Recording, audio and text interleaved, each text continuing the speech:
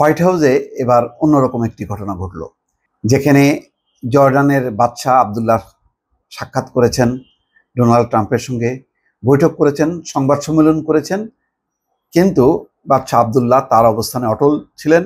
আর Trump বারবার চাপ তৈরি করছিলেন যাতে তার যে প্রস্তাব যে জর্ডানের ভেতরে গাজাবাসীকে ঠাঁই দিতে হবে এবং তিনি গাজা দখল করবেন, সেই চাপ দৃঢ়ভাবে তিনি উপেক্ষা করলেন এবং বললেন যে পুরো আরব বিশ্ব ঐক্যবদ্ধ, যে ফিলিস্তিনিদের ন্যায্য অধিকার থাকবে তাদের বাসস্থানের উপর এবং তাদেরকে বাস্তুচ্যুত করা যাবে না, তাদেরকে সেখানে রেখেই গাজা পুনর্গঠন করতে হবে।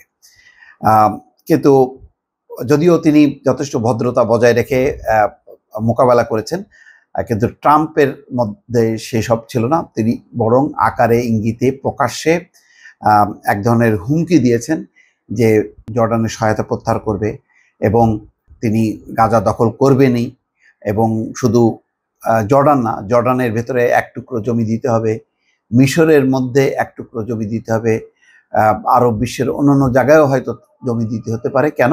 সেখানে গাজাবাসীরা নাকি খুব নিরাপদ জীবন যাপন করবেন, মানে আনন্দে এবং উচ্ছ্বাসে তাদের জীবন অতিবাহিত হবে, তাদের সুখ শান্তির জন্যই তিনি নাকি এই কাজটি করবেনই, এই ব্যাপারে দৃঢ় প্রতিজ্ঞ।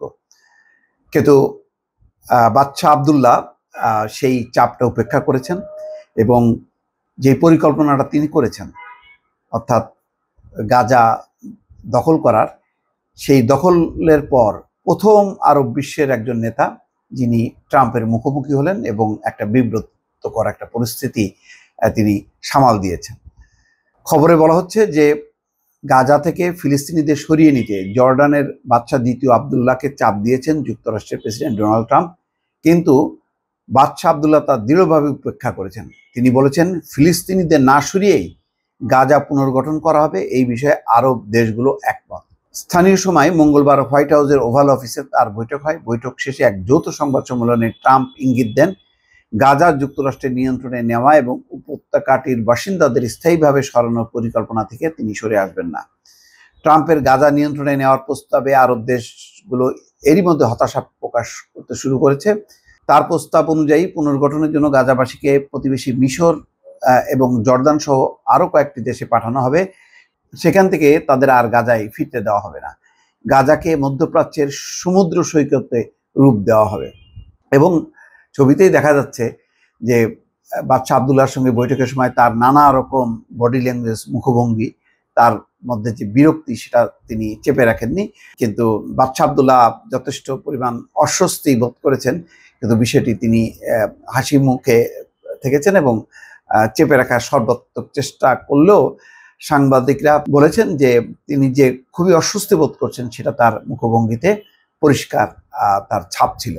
ট্রাম্প বলেন আমরা এটা নিতে যাচ্ছি, অর্থাৎ গাজা নিতে যাচ্ছি, এটা আমাদের নিয়ন্ত্রণে থাকবে, আমরা এটাকে ঢেলে সাজাবো, শেষ পর্যন্ত আমরা ঢেলে সাজানোর কাজ শুরু করতে যাচ্ছি, যেখানে মধ্যপ্রাচ্যের বিপুল সংখ্যক মানুষের কর্মসংস্থান হবে।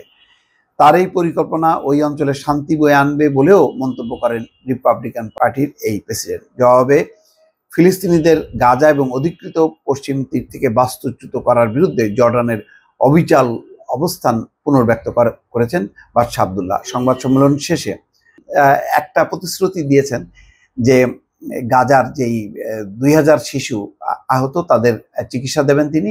এটা আবার ট্রাম্প আবার প্রশংসা করেছেন তার এই প্রস্তাবে।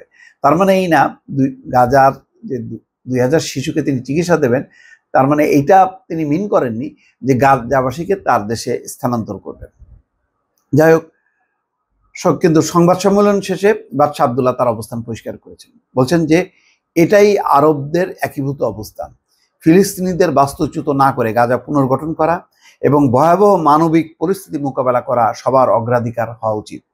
জর্ডানের বাদশাহের বিরোধিতা সত্ত্বেও ট্রাম্প মনে করেন জর্ডানের পাশাপাশি মিশরও শেষ পর্যন্ত বাস্তুচ্যুত গাজাবাসীকে নিতে সম্মত হবে।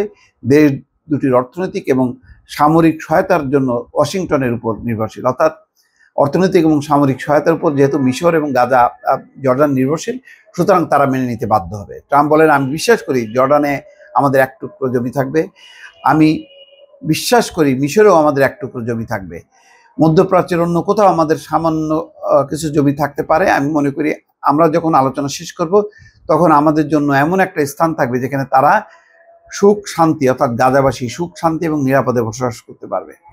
যাই হোক, এখানে তিনি বলছেন যে, কথা প্রসঙ্গে বলি, আমরা জর্ডানকে বিপুল অর্থ দিয়েছি, মিশরকেও দিয়েছি, এর দ্বারা আমি কিন্তু তাদেরকে হুমকি দিচ্ছেন না, আমি মনে করি আমরা সেসবের ঊর্ধ্বে। কিন্তু আসলে ওইটা হুমকির কথাই বলছেন যে আমরা দিচ্ছি, কিন্তু তুমি যদি আমার কথা না মানো তাহলে কিন্তু আমরা অবস্থান থেকে আমরা সরে আসবো, অর্থাৎ আমরা আর সহায়তা দেব না। তবে যাই বলুক না কেন, এটা আরব বিশ্বের কেউ এটা মেনে নেবেন, এটা পরিষ্কার। সংবাদ সম্মেলনে ট্রাম্প ও বাদশাহ আবদুল্লাহ উভয় সৌহার্দ্যপূর্ণ ছিলেন, তবে গাজা নিয়ে ট্রাম্পের মন্তব্য তাকে কিছুটা অপ্রস্তুত করেছে বলে মনে হয়েছে। তো এই হলো দর্শক অবস্থা। আস্তে আস্তে বিপদ ঘনীভূত হচ্ছে, ট্রাম্প যত বেশি অ্যাগ্রেসিভ হচ্ছে, আরব বিশ্বের মধ্যে হতাশা বাড়ছে, উদ্বেগ বাড়ছে, ক্ষোভ বাড়ছে। শেষ পর্যন্ত সৌদি আরবের দিকে দৃষ্টি। সৌদি আরবের যেই যুবরাজ মোহাম্মদ বিন সালমান, তিনি কতটা শক্ত অবস্থান নেন তার উপর কিন্তু অনেক কিছু নির্ভর করছে। দর্শক ভালো থাকবেন, আল্লাহ হাফেজ।